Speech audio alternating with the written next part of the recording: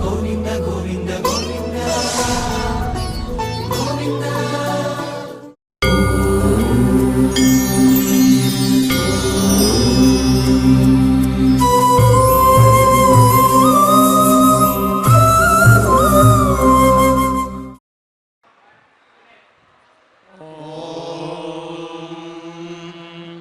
श्रीगुरुभ्यो नमः। हरिः ओम्। अकुर्वततैः तैर्वै वै ते रक्षागुंसि रक्षागस्यप अपाघ्नत अघ्नत यत् यत्काश्मर्यमयाः काश्मर्यमयाः परिधयः काश्मर्यमया इति काश्मर्यमयाः परिधयो भवन्ति परिधय इति परिधयः भवन्ति रक्षसामपहत्यै अपहत्यै सम् अपहत्या इत्यपहत्यै सर्गस्पर्शयति स्पर्शयति रक्षसामनन्ववचाराय अनन्ववचाराय न अनन्ववचारायेत्यननु अवचाराय न पुरस्तात् परिदधाति दधात्यादित्यः आदित्यो हि ह्येव उद्यन् पुरस्तात् उद्यन्नित्यत् यन् पुरस्ताद् रक्षागुंसि रक्षागस्य अपहन्ति अपहन्त्यूर्ध्वे अपहन्तीत्यपहन्ति ऊर्ध्वे समिधौ ऊर्ध्वे इत्यूर्ध्वे समिधा वा समिधाविति समिधौ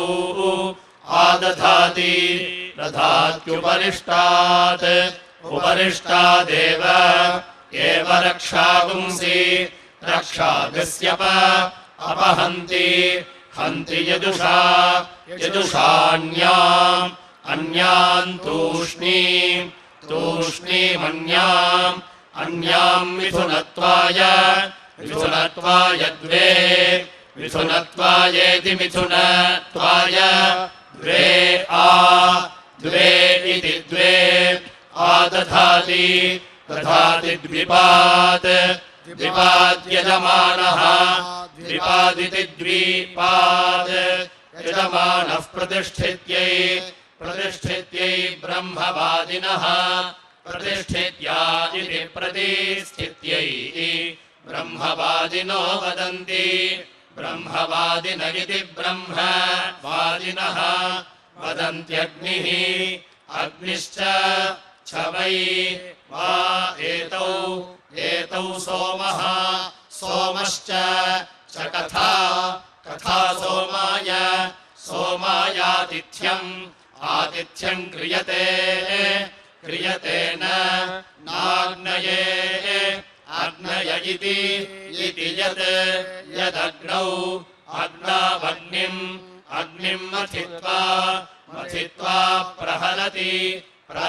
तेन प्रहरतीति प्रहरति तेनैव एवाग्नये अग्नय आतिथ्यम् क्रियतेऽथो अथो खलु अथो इत्यथो खल्वाहुः आहुरग्निः अग्निः सर्वा देवताः देवता इति यद्धविः आसाद्याग्निम् आसाद्येत्यासाद्य अग्निम् मन्थति हव्यायैव आसन्नाय सर्वाः आसन्नायेत्यासन्नाय सर्वा देवताः देवता जनयतीति जनयति देवासुराः संयत्ताः देवासुरा इति देव असुराः संयत्ता आसन् संयत्ता इति संयत्ताः आसन्ते ते देवाः देवामिथः मिथो विप्रियाः विप्रिया आसन् विप्रिया इति विप्रियाः आसन्ते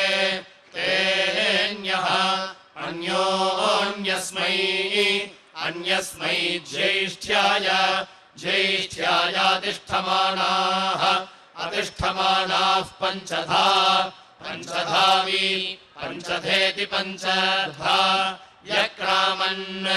अक्रामन्नग्निः अग्निर्वसुभिः वसुभिः सोमः वसुभिरिति वसुभिः सोमो रुद्रैः रुद्रैरिन्द्रः इन्द्रो मरुद्भिः मरुद्भिर्वरुणः मरुद्भिरिति मरुद्भिः वरुण आदित्यैः आदित्यैर्बृहस्पतिः बृहस्पतिर्विश्वैः विश्वैर्देवैः देवैस्ते ते मन्यन्त अमन्यन्तासुरेभ्यः असुरेभ्यो वै वा इदम् भ्रातृव्येभ्यः भ्रातृव्येभ्यो रध्यामः रध्यामो यत् यन्मिथः मिथो विप्रियाः विप्रिया स्मः विप्रिया इति विप्रियाः स्मो याः यानः न इमाः इमाः प्रियाः प्रियास्तनुवः तनुवस्ताः ताः समवद्यामहै समवद्यामहै ताभ्यः समवद्यामः इति समवद्यामहै ताभ्यः सह सनिः निर्ऋच्छात् ऋच्छाद्यः यो नः नः प्रथमः प्रथमोऽन्यः अन्योऽन्यस्मै अन्यस्मै दृश्यात् दृश्यादिति इति तस्मात् तस्माद्यः यः सतानूनप्तॄणाम् सतानूनप्तॄणाम् प्रथमः सतानूनप्तॄणामिति सतानूनप्तॄणाम् प्रथमो दृश्यति दृश्यति सः स आर्तिम् आर्तिमा आर्च्छति पृच्छति यत् यस्तानूनप्त्रम् तानूनप्रगम् समवद्यति तानूनप्रमिति तानूनप्रम् समवद्यति भ्रातृव्याभिभूत्यै समवद्यतीति समवद्यति भ्रातृव्याभिभूत्यै भवति भ्रातृव्याभिभूत्या इति भ्रातृव्या अभिभूत्यै भवत्यात्मना आत्मना परास्य अस्य भ्रातृव्यः भ्रातृव्यो भवति भवति पञ्चकृत्वः कृत्वोव अवद्यति यदि पञ्चधा पञ्चधा हि पञ्चधेति पञ्चधा हि ते तत्समवाद्यन्त समवाद्यन्ताथो समवाद्यन्तेति समवाद्यन्त अथो पञ्चाक्षरा अथो इत्यथो पञ्चाक्षरा पङ्क्तिः पञ्चाक्षरेति पञ्च अक्षरा पङ्क्तिः पाङ्क्तः पाङ्क्तो यज्ञः यज्ञो यज्ञम् यज्ञमेव एवाव अवरुन्धे रुन्ध आपतये आपतये त्वा आपतय इत्यापतये त्वा गृह्णामि गृह्णामीति इत्याह आह प्राणः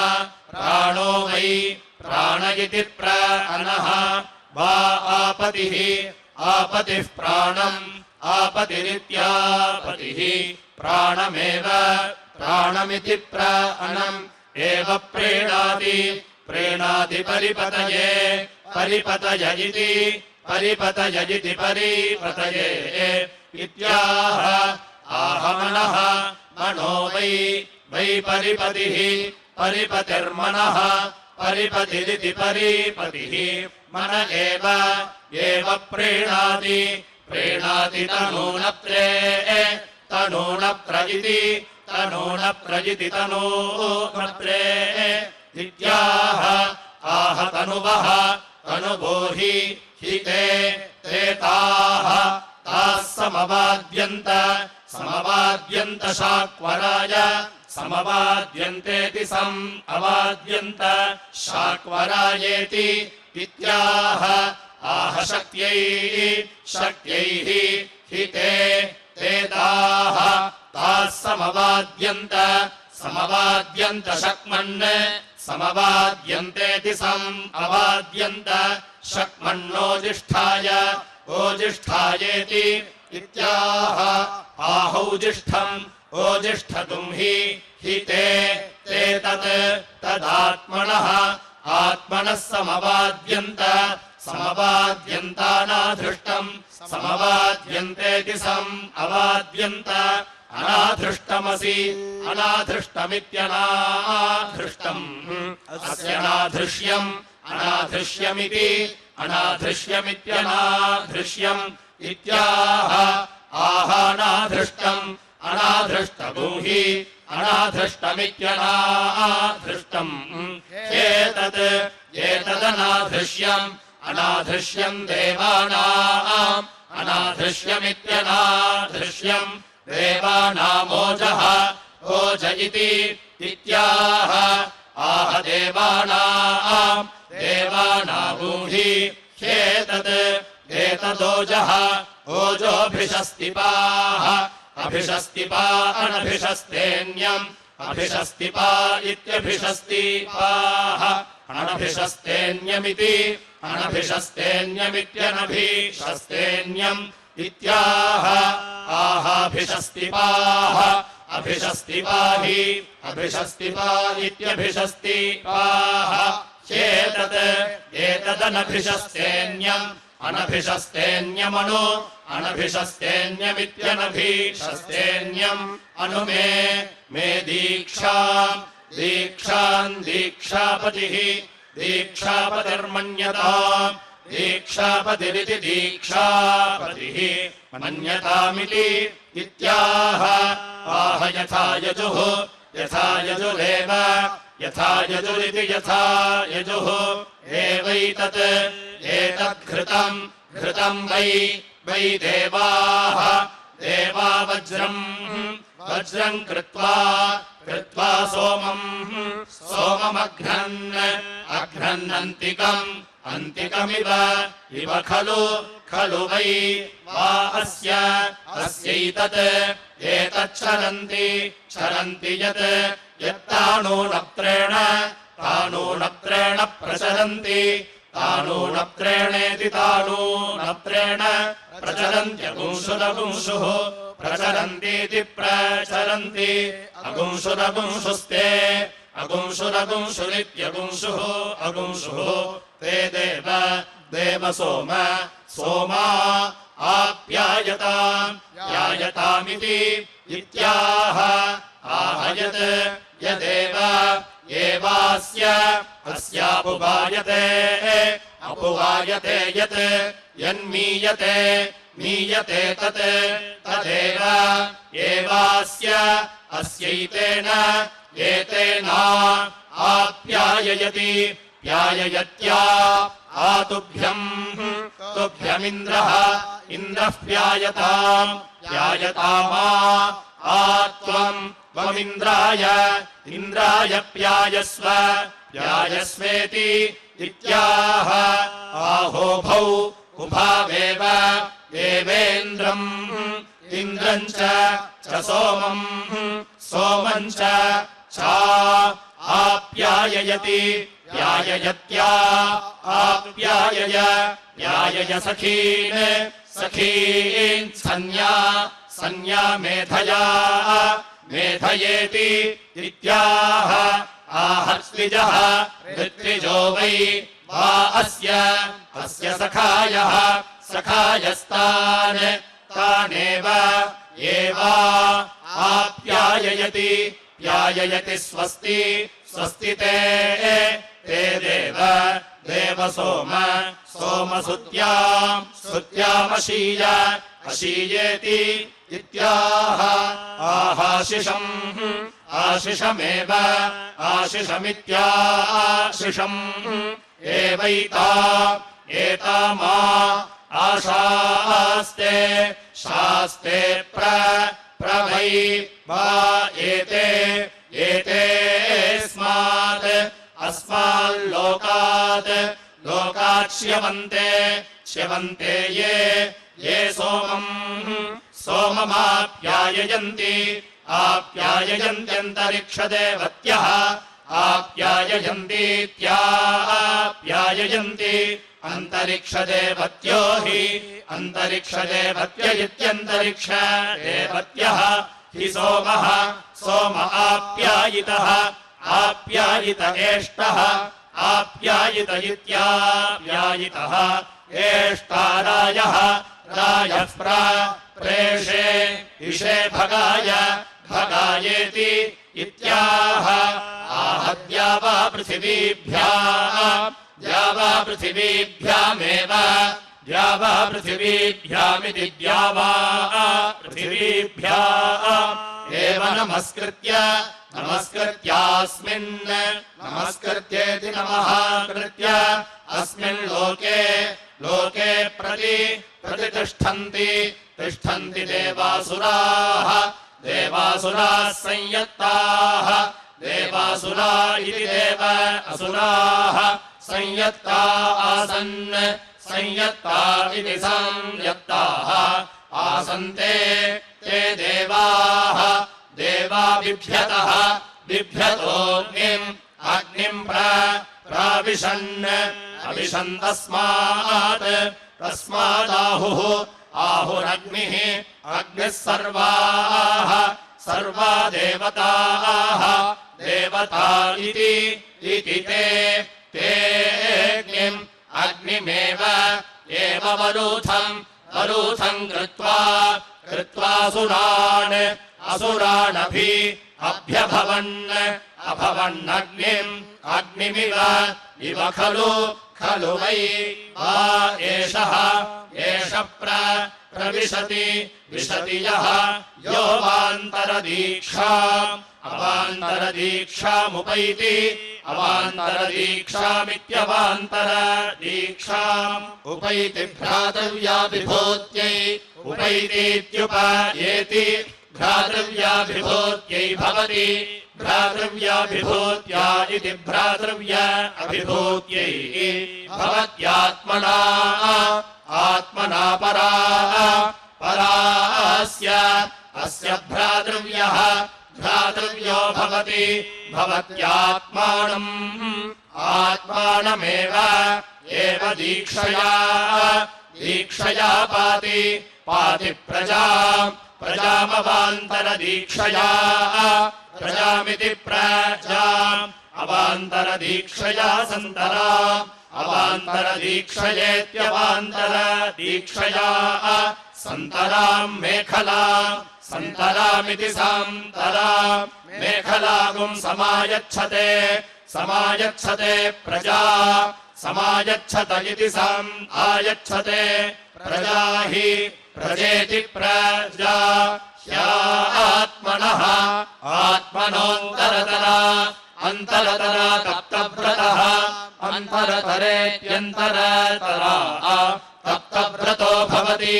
तप्तव्रत इति तप्तव्रतः भवति मदन्तीभिर्मार्जयते निर्हि ह्यग्निः अग्निः शीतेन वायति समिध्यै इति संयध्यै याते ते अग्ने रुद्रिया तनूरिति इत्याह स्वयैव एनद्देवतया प्रतयति सयोनित्वाय शान्त्यै सयोनित्वायेति सयोनित्वाय शान्त्या इति शान्त्यै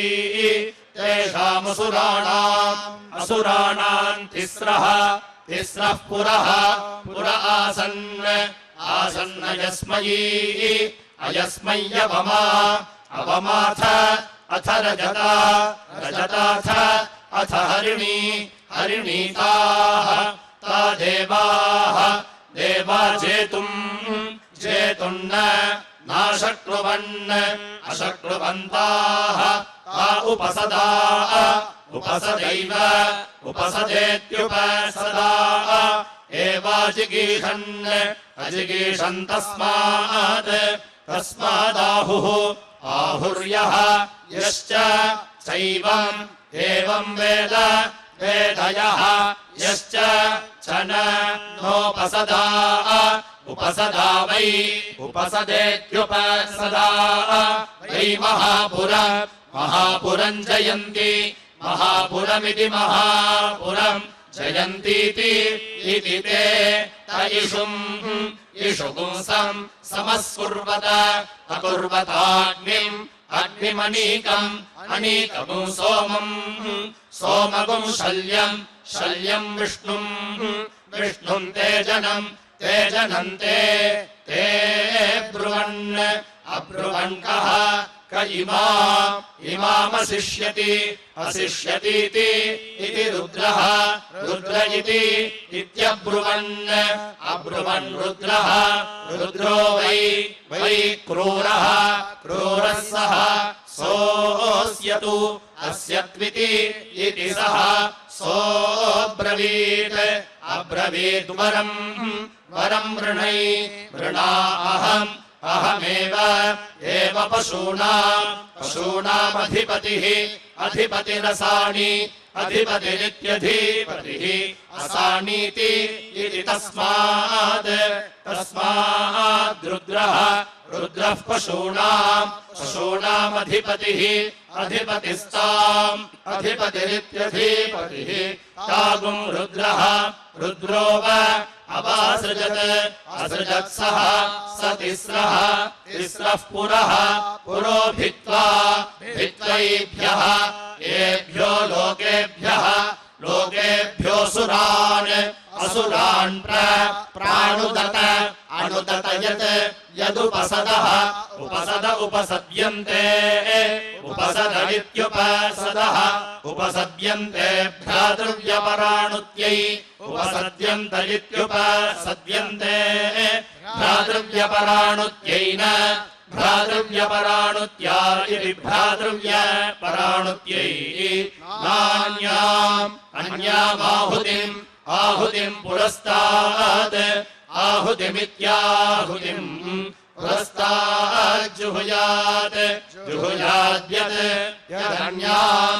यदन्यामाहुतिम्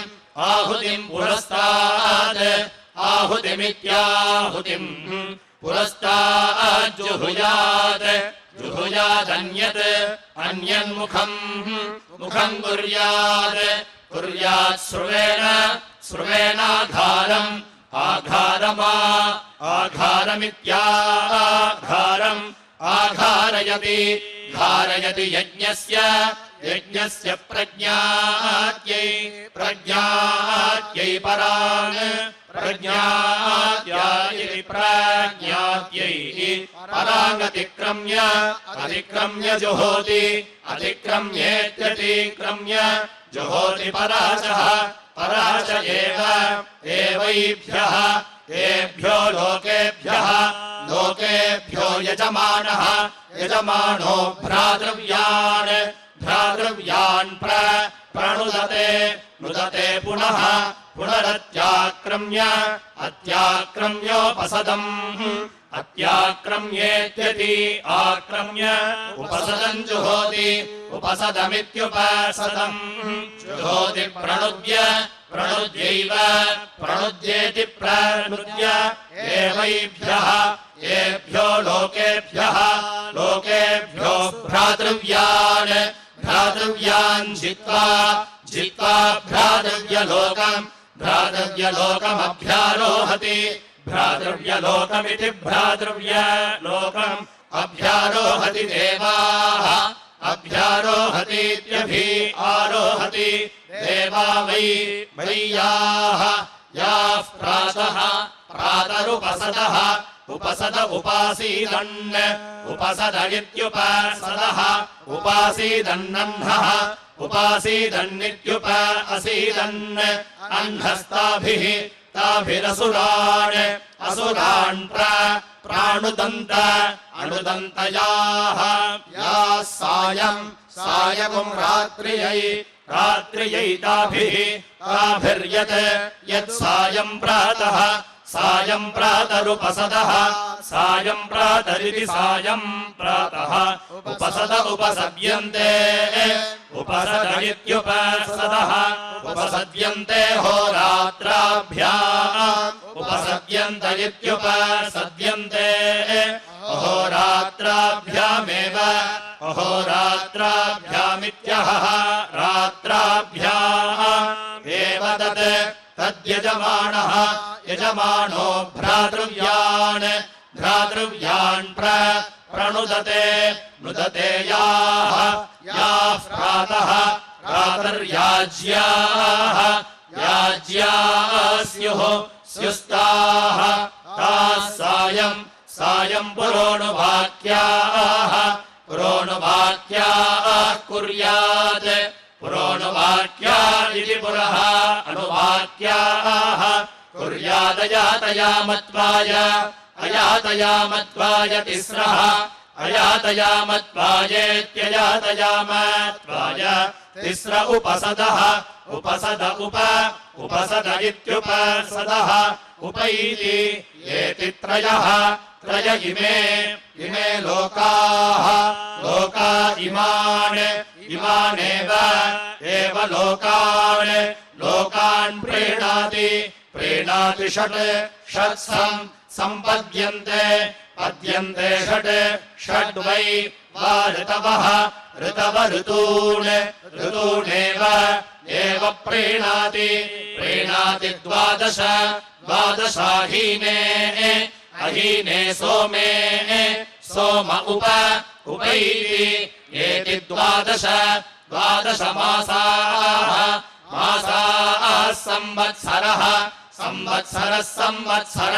संवत्सर इति संवत्सरः संवत्सरमेव संवत्सरमिति संवत्सरम् एव प्रीणाति चतुर्विंशतिरिति चतुर्विंशतिः सम्पद्यन्ते चतुर्विंशतिरर्धमासाः चतुर्विंशतिरिति चतुर्विंशतिः अर्धमासा इत्यर्धमासाः अर्धमासानेव अर्धमासानित्यर्धमासान् एव प्रीणात्याराग्रामवान्तरदीक्षा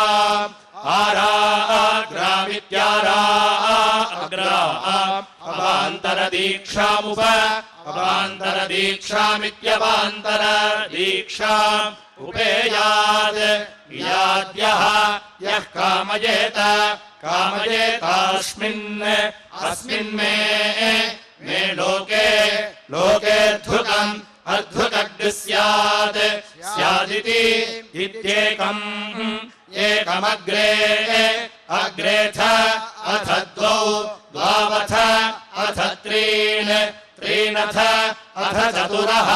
चतुर एषा वै वा आराग्रावान्तरदीक्षा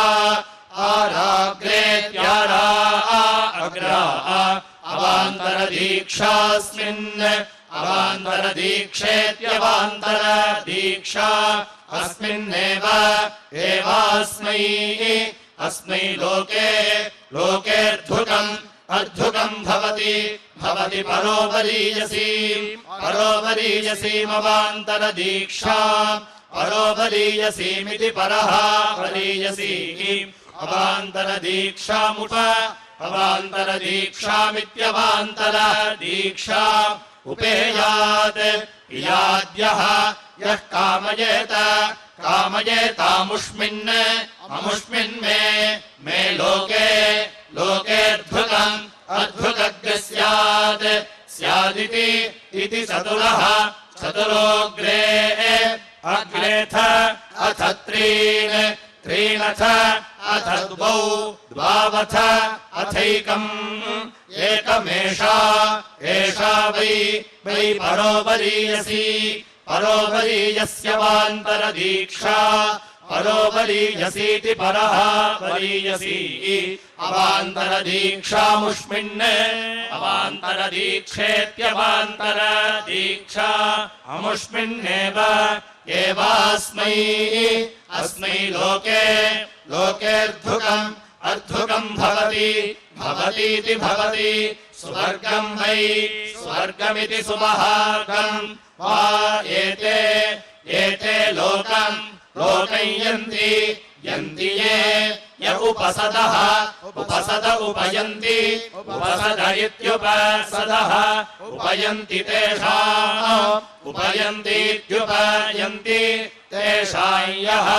य उन्नयते हीयते उन्नयत इत्युन्नयते हीयत एव सः स नोद् उदनेषि अनेषीति इति सून्नीयमिव सून्नीयमिति सून्नीयम् इव यः यो वै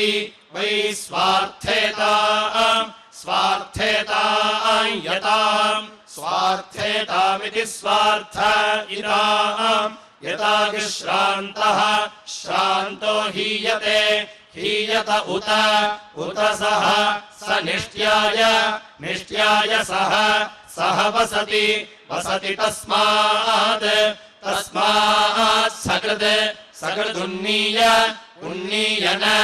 उन्नीयेत्युन्नीय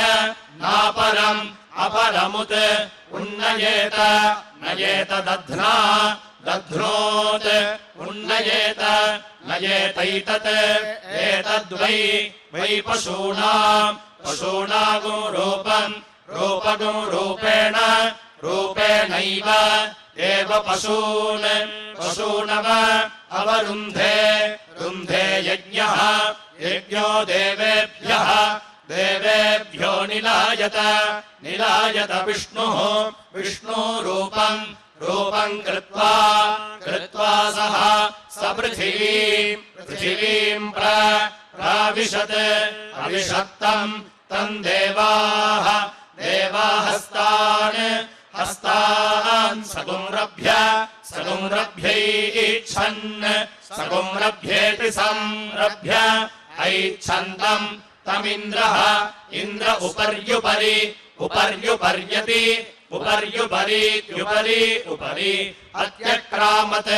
अक्रामत् सः अब्रवीत् कः को मायम् उपर्युपर्यति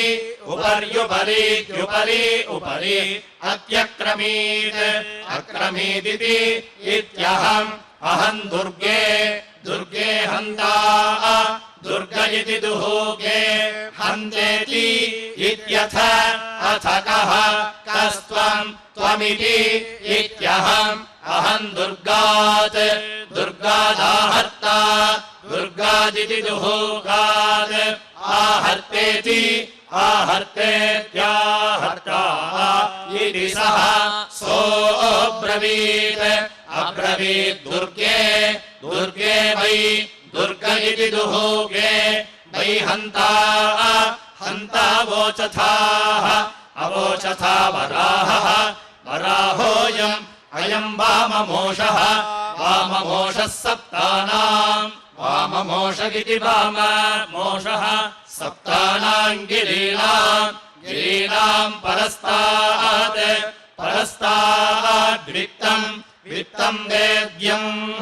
वेद्यमसुराणाम् विभर्तितम् तम् जहि यदि दुर्गे हन्ता दुर्ग इति दुहूगे हन्तासि असीति इति सः दर्भपुञ्जीलमुद्गृह्य दर्भपुञ्जीलमिति दर्भपुञ्जीलम् उद्गृह्य उद्गृह्येत्युद्गृह्य गिरीन् भित्त्वा तमहन् सः सोऽब्रवीत् अब्रवीद्दुर्गात् दुर्गाद्वै दुर्गादिति दुहुगात् आहर्ता आहर्ता वोचथाः आहर्तेत्याहर्ता अवोचथा एतम् एतमा आहर हरेति इदिदम् तमेभ्यः येभ्यो यज्ञः यज्ञ एव यज्ञम् यज्ञमा आहरत् अहरद्यत् यत्तत् तद्वित्तम् वित्तम् वेद्यम् वेद्यमसुराणाम् असुराणामविन्दन्त अविन्दन्त तत् तदेकम्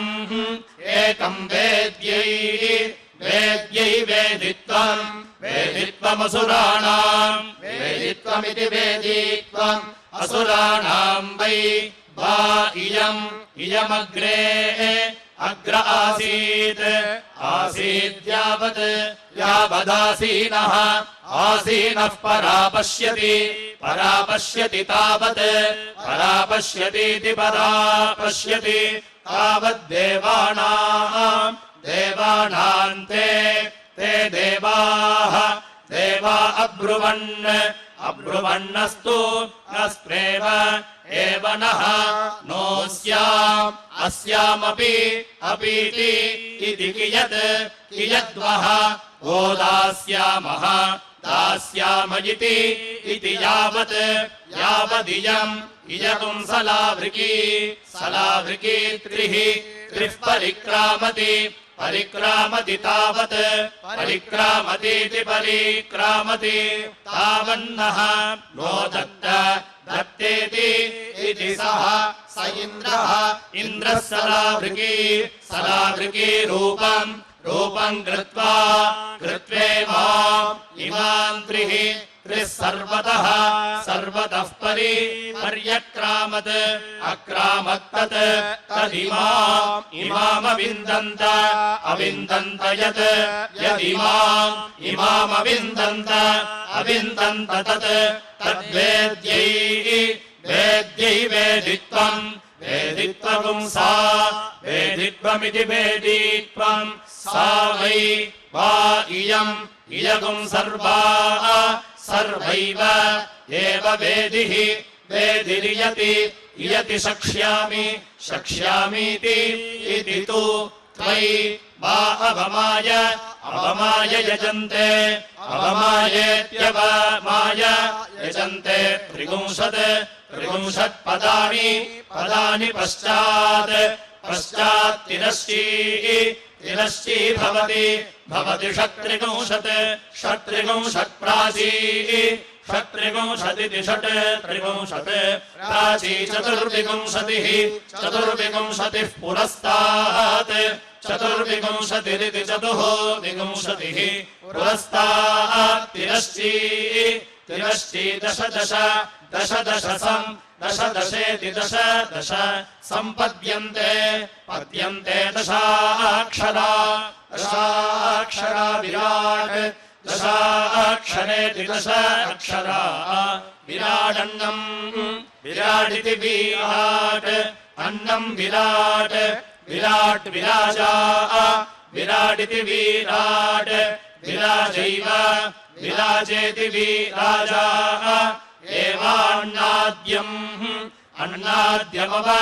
अन्नाद्यमित्यन्न अद्यम् अवरुन्धे रुन्ध उत्थन्ति हन्ति यदेव देवास्याः अस्या अमेध्यम्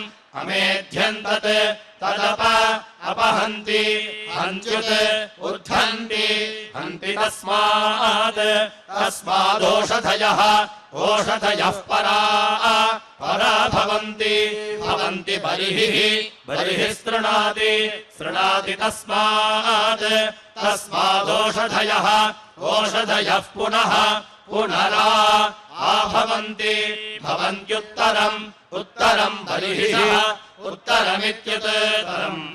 बर्हिष उत्तरबर्हिः शृणाति उत्तरबर्हिरित्युत्तरबर्हिः शृणाति प्रजा वै प्रजा इति प्रजाः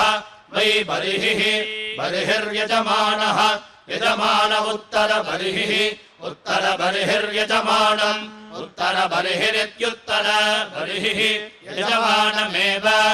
एवायजमानात् अयजमानादुत्तरम् उत्तरम् करोति उत्तरमित्युत्तरम् करोति तस्मात् तस्माद्यजमानः यजमानो यजमानात् अयजमानादुत्तरः उत्तर इत्युत्तरः यद्वै वा अनीशानः अनीशानो भारम् भारमादत्ते आदत्ते वि आदत्त इत्यादत्ते वि वै वै सः सलिशते लिशते यत् यद्वादश द्वादश साह्नस्य साह्नस्योपसदः साह्नस्येति स अह्नस्य उपसदस्युः उपसद इत्युपसदः स्युस्तिस्रः तिस्रो हीनस्य अहीनस्य यज्ञस्य यज्ञस्य विलोम विलोम क्रियेत विलोमेति विलोम क्रियेत तिस्रः तिस्र एव साह्नस्य साह्नस्योपसदः साह्नस्येति स अह्नस्य उपसदो द्वादश उपसद इत्युपसदः द्वादशाहीनस्य अहीनस्य यज्ञस्य यज्ञस्य सवीर्यत्वाय सवीर्यत्वायाथो सवीर्यत्वायेति सवीर्यत्वाय अथो सलोम अथो इत्यथो सलोम क्रियते सलोमेति सलोम क्रियते वत्सस्य वत्सस्यैकः एकस्तनः स्तनो भागी भागी हि सः सोऽथ अथैकम् एकद्विस्तनम् स्तनम् व्रतम् व्रतमुपैति येत्यथ अथ द्वौ द्वावथ अथ त्रीणथ